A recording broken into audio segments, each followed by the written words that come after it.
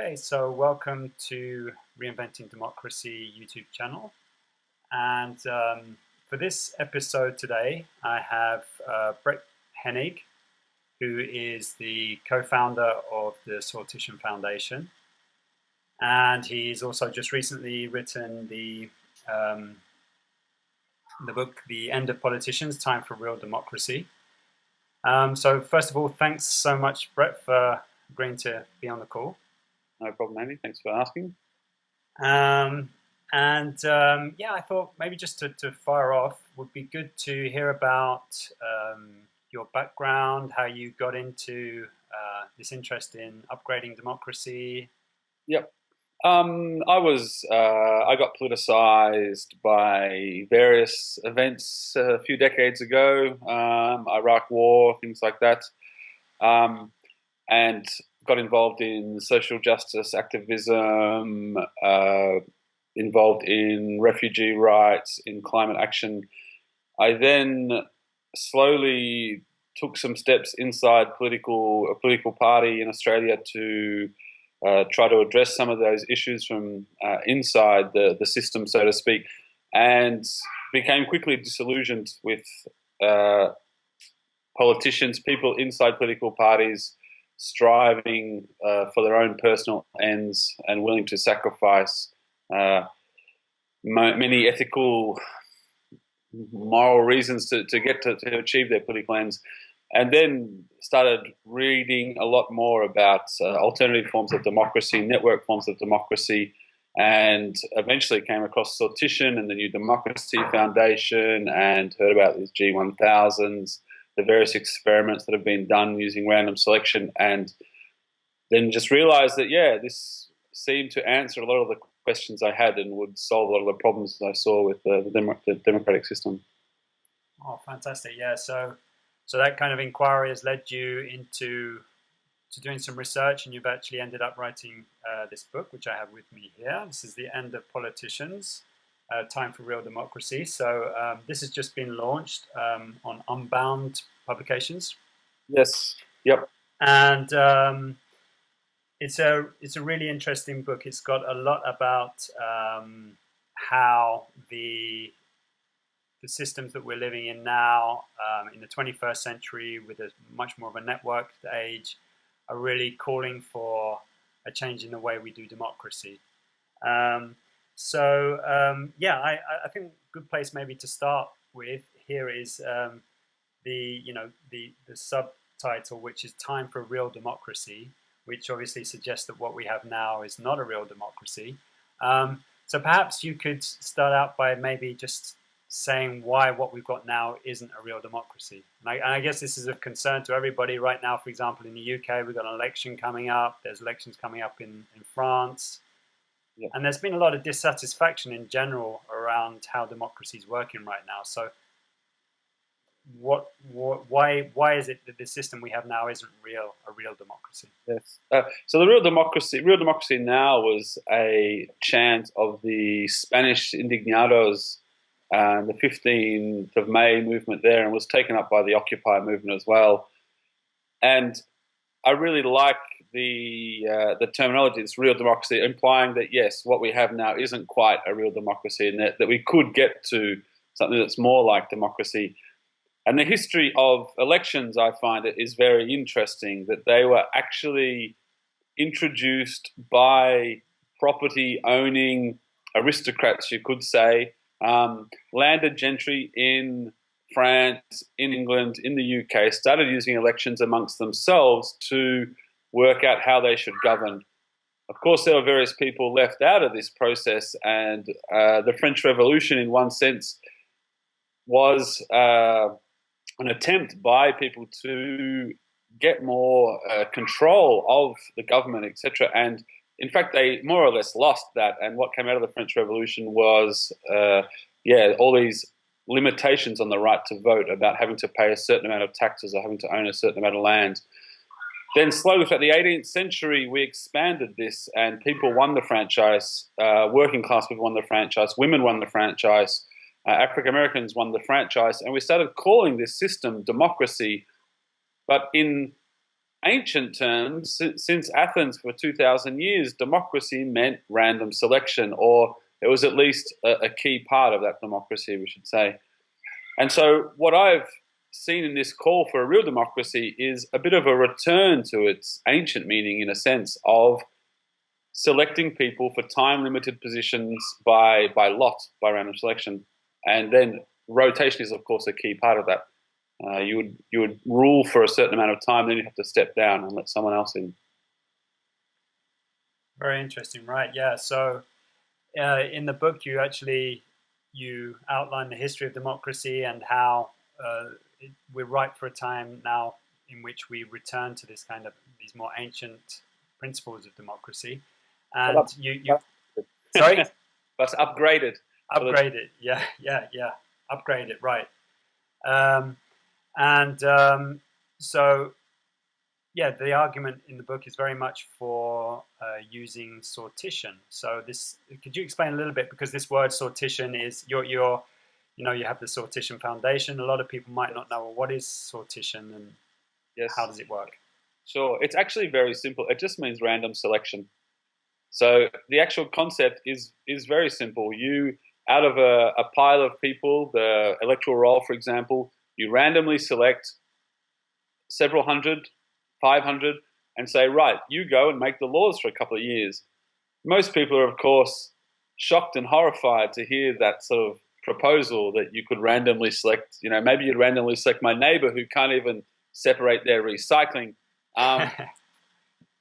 But in fact, what you could do, though, is to make sure that 50% of them are women, 50% are men. You could, there's quite a few young people, there's mostly normal, average people, and you could try to make a microcosm of society. You could inform them, and of course the process would be very important about how they deliberate together, confronting diverse opinions, and they would come to this public judgment, or it's not public opinion and it's not a referendum. It would be a simulation of how the whole of society might think on a smaller scale. And so this sortition, I think, would get much closer to our ideal of having everyone to be able to have their say and access balanced information and deliberate together. Of course, we can't do that. Not everyone would fit in the room, or as Oscar Wilde would say, it would take too many Tuesday nights or something. But you can get this sort of mini sample of people to do it on our behalf. That's the basic idea. Right. So I see. So it's the idea basically of rather than selecting representatives via making votes in elections, that people come together of a random selection of a stratified sample of selection, so that we get the diversity of society into a room together, working on all the various issues and deliberating, talking, working out what's going to work for everybody. Yes. Most people would think that you can't have an accountable or legitimate system without elections. And so what I spend a lot of time in the book undermining is this assumption that elections actually produce accountable, legitimate governments. And there's lots of studies and lots of criticisms of elections. And yeah, to me, it's kind of obvious. Just because Barack Obama wasn't standing for election, it doesn't mean that he was illegitimate and was unaccountable in his second term. Accountability is a far more complex term, and legitimacy is a far more complex term. It's about people standing up and justifying why they're making the decisions, and people can justifying to the media, to other people, responding to the whole complex of institutions that create a democracy. So, yeah, this common idea that elections are the only way to produce legitimate, accountable government, I think, is completely wrong. Mm-hmm, mm-hmm. And like you just mentioned, that there is, quite often this argument that people feel a bit shocked, and they think, ordinary people coming in to make decisions about how the country's run, and the idea that we need experts to run the country, or people who've been trained to run the country. How does sortition in the model that you're proposing, is the sortition, does it have experts feeding into that process? Is that, or is it just leaving the citizens to work things out themselves? How does it work? Yeah, well, two comments on that. This assumption that because you have survived the electoral process and been elected turns you into some kind of expert on laws, I think is completely wrong. The skills you need to win an electoral competition, I think, has little bearing on the skills society needs to make these long-term decisions for the benefit of society. Having said that, I think having these diverse groups of people in a room discussing about a matter, it would be very worthwhile to have a panel of experts there. What we say is experts on tap and not on top. And these experts being there to say, well, actually, that's completely incorrect. The percentage of refugees in this country is whatever it is. It's not 30%, it's 3%, or whatever that is. So I think having that information is interesting, and how you would make sure that's a balanced group of people, and the advice they are giving is not dominating the assembly is an interesting question. But I think what we've seen in all the experiments happening to date all around the world is that people can become very highly critical thinkers. They can learn to recognize bias, and especially together, when they are confronted by so-called expert witnesses, they're actually very capable of saying, no, actually, I think you're pushing your own opinion. And of course, the aim is to get the attendees of such assemblies to be the leaders. So they also choose the experts. They also say, no, we want to hear from this person, that person, and to get them, to skill them up to be able to say, no, I think you're talking bullshit. Right. Yeah.